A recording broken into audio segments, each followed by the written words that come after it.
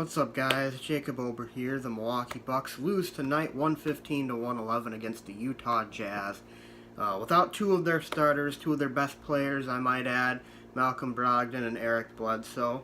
I'm sure Jazz fans are just going to be thrilled by this game, of course, and their crowd was the most into a regular season game I've ever heard a crowd ever be. But yeah, though, they get a win against a shorthanded Bucks team that had a 17-point lead going into the fourth quarter, or at least at one point in the fourth quarter. The Bucks ended up blowing that lead, and Donovan Mitchell had a career-high 45 points. Giannis had 43 points.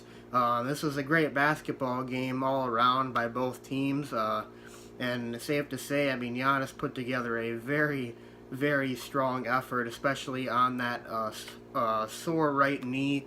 It was a very entertaining game. Chris Middleton also had 29 points, but Donovan Mitchell down the stretch.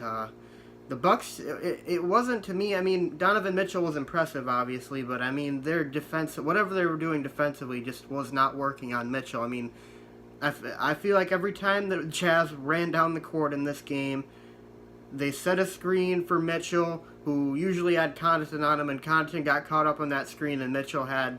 And it had one too many options to work with after that. It was just too easy for him.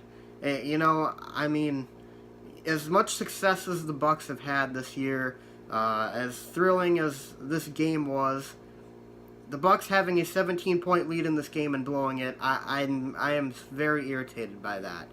I just, man, it's so annoying when...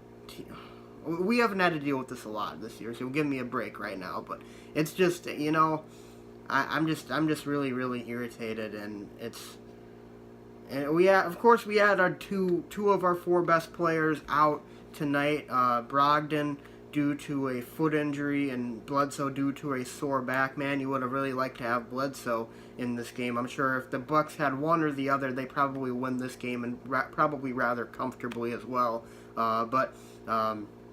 The Bucks lose for a 17th consecutive season on the road against the Jazz. And going back to what I said earlier about the crowd, I've never, ever heard a crowd this excited over a game against a team missing two of its four best players, you know, and it took a career-high effort from their best player to even come close to eking out a win over the Milwaukee Bucks. And of course they had home court advantage, everything going their way, and it felt like every single loose ball that it found its way to a Utah Jazz player, you know. And Derek Favors had a great game as well with over 20 points.